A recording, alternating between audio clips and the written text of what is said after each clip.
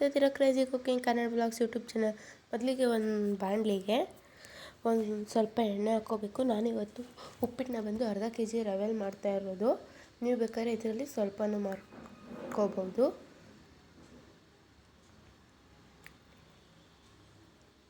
ಎಣ್ಣೆ ಹಾಕ್ಕೊಂಡು ಎಣ್ಣೆ ಕಾಯ್ದ್ಮೇಲೆ ಒಂದು ಸ್ವಲ್ಪ ಸಾಸಿವೆ ಹಾಕ್ಕೊಳ್ಳಿ. ಸಾಸಿವೆ ಚಿಟಪಟ ಆದಮೇಲೆ ಕಡಲೆಬೇಳೆ ಹಾಕ್ಕೊಳ್ಳಿ. ಒಂದು ಸ್ವಲ್ಪ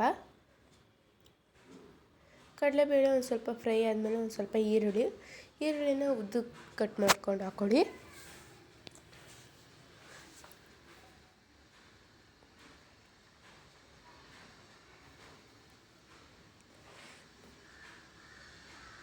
ಈರುಳ್ಳಿ ಎಲ್ಲ ಚೆನ್ನಾಗಿ ಬೆಂದಾದಮೇಲೆ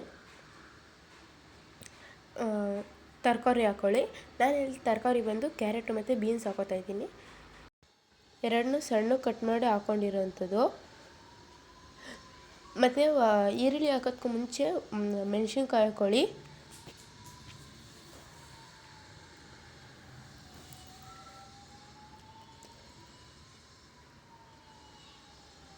ತರಕಾರಿ ಎಲ್ಲ ಕ್ಲೀನಾಗಿ ಬೇಯಬೇಕು.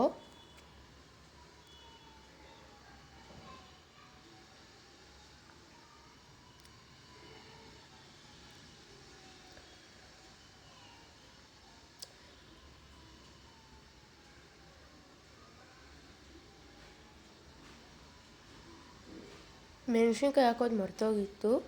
ನೀವು ಒಗ್ಗರಣೆ ಈರುಳ್ಳಿ ಹಾಕ್ತಿರಲ್ಲ, ಆ ಟೈಮಲ್ಲಿ ಮೆಣಸಿನ್ಕಾಯಿ ಹಾಕ್ಕೊಳ್ಳಿ.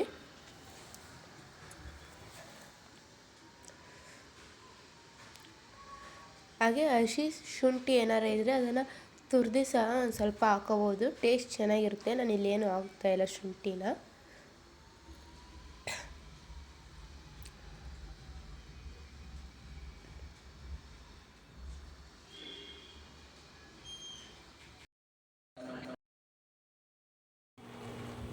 ತರಕಾರಿ ಎಲ್ಲ ಕ್ಲೀನಾಗಿ ಬೆಂದಮೇಲೆ ನೀರು ಹಾಕ್ಕೊಳ್ಳಿ.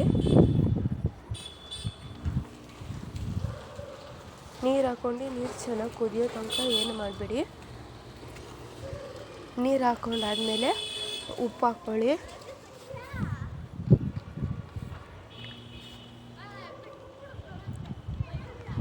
ಉಪ್ಪು ಹಾಕಿ ನೀರು ಕುದಿಯೋ ತನಕ ಬಿಡಿ. ವಿಡಿಯೋ ಇಷ್ಟ ಆದರೆ ನಿಮ್ಮ ಫ್ರೆಂಡ್ಸು ಫ್ಯಾಮಿಲಿ ಮೆಂಬರ್ಸ್ ಎಲ್ಲರಿಗೂ ಶೇರ್ ಮಾಡಿ. ನೀವು ಲೈಕ್ ಮಾಡಲಿಲ್ಲ ಅಂದರೂ ಪರವಾಗಿಲ್ಲ. ನೀವೇನಾದರೂ ನನ್ನ ಚಾನಲ್ಗೆ ಹೊಸಬ್ರಾಗಿದ್ದರೆ ಪ್ಲೀಸ್ ಸಬ್ಸ್ಕ್ರೈಬ್ ಮಾಡಿ.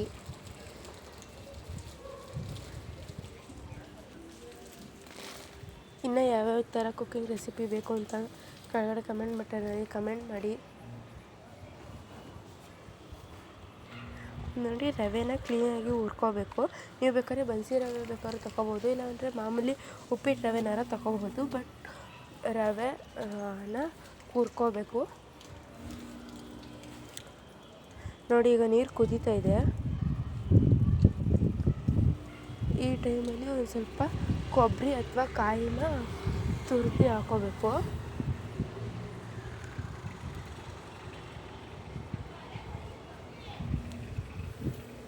ಹಾಕ್ಕೊಂಡು ಮಿಕ್ಸ್ ಮಾಡ್ಕೊಳ್ಳಿ.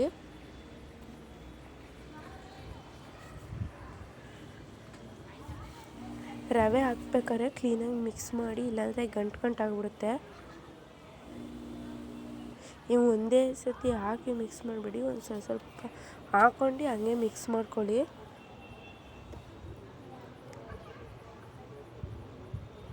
ಇಲ್ಲಾಂದರೆ ಗಂಟಾಗ್ಬಿಡುತ್ತೆ, ಉಪ್ಪಿಟ್ಟು ಚೆನ್ನಾಗಿರಲ್ಲ.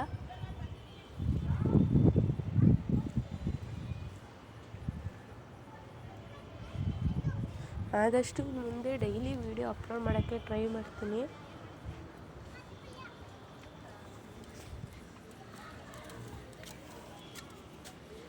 ಹಾಕ್ಕೊಂಡು ಕ್ಲೀನಾಗಿ ಮಿಕ್ಸ್ ಮಾಡ್ಕೊಳ್ಳಿ.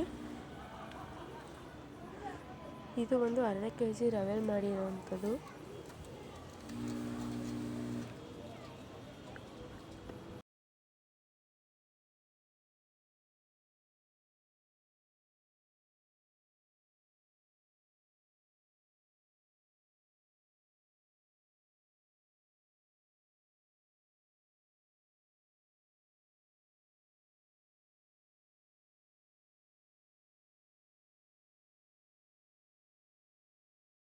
ಕ್ಲೀನಾಗಿ ಮಿಕ್ಸ್ ಮಾಡಿ 1 ನಿಮಿಷ ಬಿಟ್ಟರೆ ಸಾಕು, ಫುಲ್ಲು ಗಟ್ಟಿ ಆಗುತ್ತೆ. ನೋಡಿ ಉಪ್ಪಿಟ್ಟು ರೆಡಿಯಾಗಿದೆ.